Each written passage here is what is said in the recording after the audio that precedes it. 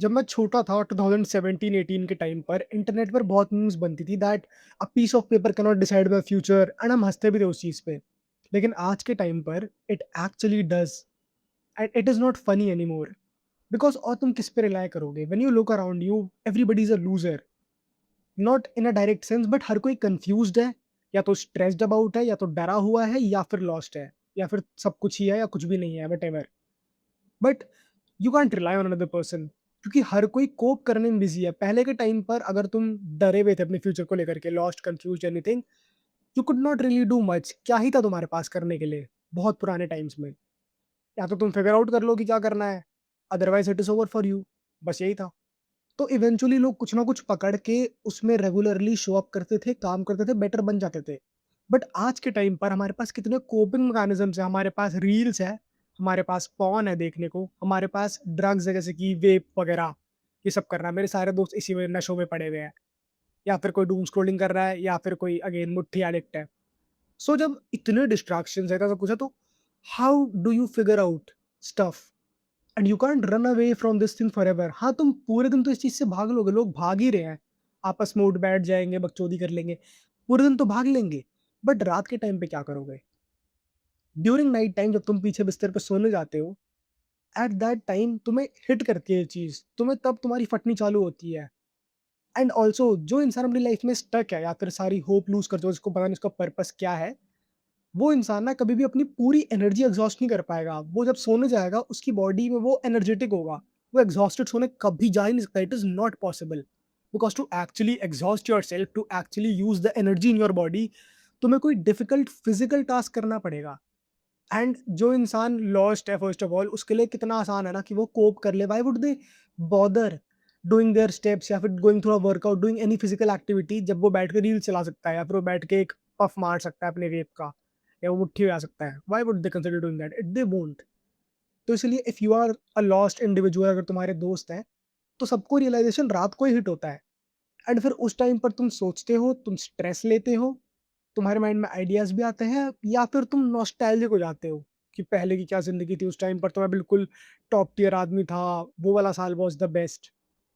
And क्या पता फिर तुम्हारे माइंड में आइडियाज़ भी आते ही होंगे, मेरे तो आते हैं। एंड हम ये भी सोचते हैं कि नेक्स्ट डे से तो पक्का थिंक विल बी डिफरेंट, हम ये काम करेंगे। बट देन अगले दिन सुबह फिर से वो पूरा साइकिल रिपीट होता है कोपिंग मैकेनिज़्म्स का, रील्स, फ़ोन, वेप, आपस में उठना, बैठना, हँसना, कोई कुछ बड़ी बात करे उसको दबा देना, हँस के बोल देना, क्योंकि हमें डर लगता है ना। We are all so unsure, so uncertain that we are scared.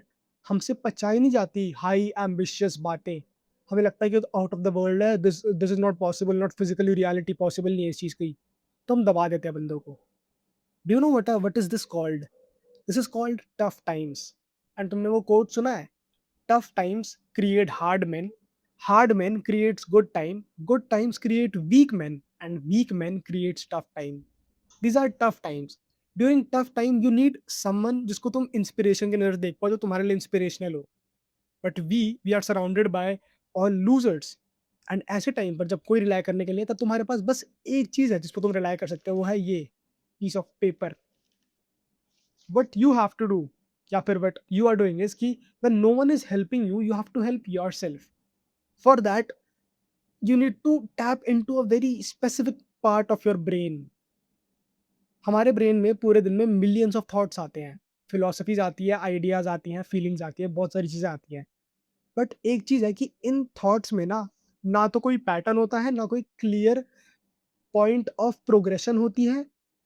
ऐसा कुछ भी नहीं होता जिसको तुम बोलते हो ना कनेक्ट द डॉट्स, तुम डॉट्स कनेक्ट नहीं कर सकते हो सिर्फ थॉट से, सिर्फ ब्रेन से। So for that you need to step out of your brain as a third person, and you need to take a piece of paper, you need to write things down. कि तुम्हारे mind में जो भी आ रहा है, कुछ भी आ रहा है, once you start writing things down, दो चीज़ें होती है, तुम्हें मिलती है क्लैरिटी एंड कॉन्फिडेंस। एंड वो तुरंत लिखने से नहीं आता। Trust me, try writing 3 pages. जब तुम 3 पन्ने लगातार लिख लोगे ना, जब तुम सब कुछ लिख दोगे ना जो तुम्हारे मन में है, तुम्हारे क्या डर है, तुम्हारे एम्बिशंस क्या है, करंटली तुम क्या फील कर रहे हो, आइडियाज, एवरी सिंगल थिंग जो तुम्हारे माइंड में है, once you start writing and you write till at least 3 pages, कुछ मैजिकल सा होता है। मुझे नहीं पता क्यों होता है। आई थिंक बिकॉज हम प्राइमल टाइम्स में, जब हम बहुत पुराने केवमैन टाइम पीरियड में थे, उस टाइम पर ना हमने दीवारों में बहुत स्क्रिबलिंग करी है। लिखना आई थिंक हमारी कुछ प्राइमल हैबिट ही है। There is something fun about it. लेकिन हमने बचपन से उसको हार्डवायर कर लिया दिमाग में कि ये तो पढ़ाई के रिगार्डिंग है एंड वी ऑल हेट पढ़ाई, क्योंकि हमें फोर्स करा जाता है to study subjects which we are not even interested in. So we are disgusted with the thought of पढ़ाई। इसीलिए हम पेन पेपर लेके नहीं बैठते हैं। Again distractions are also very common, but main reason ही वही है। बट जब तुम लेके बैठोगे एंड तुम 3 पेज तक एटलीस्ट लिख लोगे, समथिंग मैजिकल वुड हैपन। जब तुम उन 3 पेज को पढ़ोगे ना, कुछ तो अलग ही आर्टिस्टिक सा अपने ऐसा लगेगा, सरप्राइज़्ड जाओगे कि ये मैं लिख सकता हूँ, ये मैंने लिखा है, फन है और लिखते हैं। एंड तुम लिखते जाओगे, लिखते जाओगे, लिखते जाओगे। It gives you clarity, it gives you confidence and सबसे बड़ी बात, लिखना डायरेक्टली, लिटरली डायरेक्टली 80% ऑफ जो तुम्हारे माइंड में ब्रेन फॉग है उसको कम कर देती है। 80% brain fog. The rest 20% depends on you कि क्या तुम एक्शन ले सकते हो कि नहीं ले सकते हो। जो तुमने अब तक लिखा है, तुम एक लिटरल कंक्लूजन पर पहुंच जाओगे अपनी लाइफ के बारे में वंस यू स्टार्ट राइटिंग। जब तक तुम्हारे हाथ में दर्द ना हो तब तक लिखते रहो, you will reach a conclusion. And the next part इस, क्या तुम अपने वर्ड पे खड़े हो सकते हो या नहीं खड़े हो सकते हो। You have everything which you ever wanted right now in your hands on that piece of paper, but now can you stand on your word? Can you not betray yourself? Can you stand for your own self? Because वो line सुनी होगी सबने, what has a man got if not himself he has not? For what is a man, what has he got? If not himself then he has not. Frank, उसकी Sinatra की उसकी ये line है, my way जो song है उसकी line है ये। So then it all comes down to you that क्या तुम एक्शन ले सकते हो कि नहीं ले सकते हो। And another thing, if you feel you can't do it today, then probably you won't ever do it, because this is the youngest you will ever be. So if you can't do it today, then it is better that you stop wanting it, because in this whole process you're only hurting yourself and nobody else. So it's better that don't wish for it in the first place. Now that you have a conclusion, you have a plan, you have everything, now it's your turn, and let's see कि तुम्हारे क्या genetics है, कितना तुम्हारे अंदर potential है। We think of our self as someone, हम सबके माइंड में एक डिल्यूजनल इमेज है कि मैं तो ऐसा हूँ, मैं तो ऐसे ऐसे ही कर दूंगा। अगर मैंने लॉक इन कर लिया तो that is when you will actually get to know कि तुम कितना लॉग इन करने केपेबल हो। So yes, a piece of paper actually decides your future. At least today it does.